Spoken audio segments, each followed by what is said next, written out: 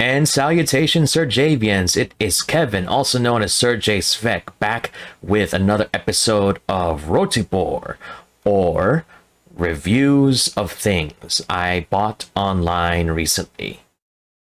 And today we're going to talk about my very first non-Victorinox pocket knife, the CRKT Squid. So stick around and enjoy the show. This is Serjay Svek. So this is a CRKT Squid, my very first non-Victorinox pocket knife. Let's go ahead and talk about some dimensions first. It has a model number of 2490 and is designed by Lucas Burnley. The blade steel is 8CR13 MOV with a stone-washed blade finish. The handle is stainless steel. It has a closed length of 3.48 inches or 88.29 millimeters. The blade length is 2.16 inches or 54.76 millimeters, with an overall length of 5.70 inches or 144.81 millimeters. And it weighs in at 3.50 ounces or 99.22 grams. So let's go ahead and see how the CRKT Squid cuts this piece of paper.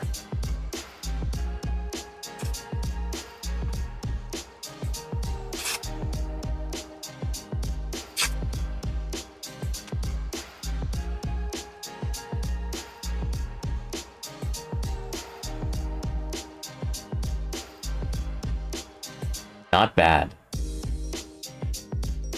So why did I decide to get the CRKT Squid? Well, it's a very, very small package. It has a very short blade, and I don't really need a huge blade for my regular EDC stuff. Most of the time, I use this thing for opening packages or cutting food like cheese, bread, and meat, and it does not stick out too high thanks to the pocket clip. As you can see, not a lot of the knife sticks out from my pocket. The only way that it would stand out is if people would take a look at the red lanyard over here, which I have to easily pull out the knife. Speaking of lanyards, that could be one potential problem that users may have with the CRKT Squid. This thing is short. For me, I can fit 3 fingers on this thing, maybe 3.5. So what I did is that I put this paracord lanyard here and then put in a large enough loop to fit my pinky finger in. That way, I can have a better purchase on this knife, and just in case I lose my grip, I don't have to worry about it falling off because I have this lanyard on my pinky. Another potential problem is if people need a larger blade for their EDC needs. So the Squid might not be for them. Also, they might not like having to rely on a thumb stud only, and they prefer assisted opening. Also, when I first got this knife, the opening action was super stiff. I decided to open and close this knife numerous times to get it smooth, but unfortunately, after a while, the frame lock no longer moved to below the tang, so it was almost always like this. And because of that, without me doing anything, the blade could close in on my fingers with minimal effort. So I had to return this knife back to Tactical Asia where I got it, and thankfully they were able to give me this new one over here. The action is a lot smoother now, and the frame lock is in a decent place beneath the tang.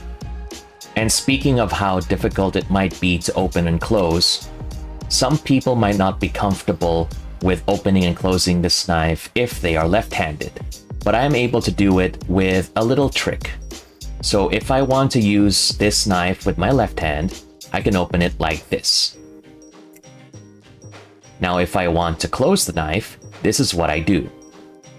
I turn it around, I push back the lock with my thumb, and then make sure my index finger is guiding the blade so it does not close in on my thumb.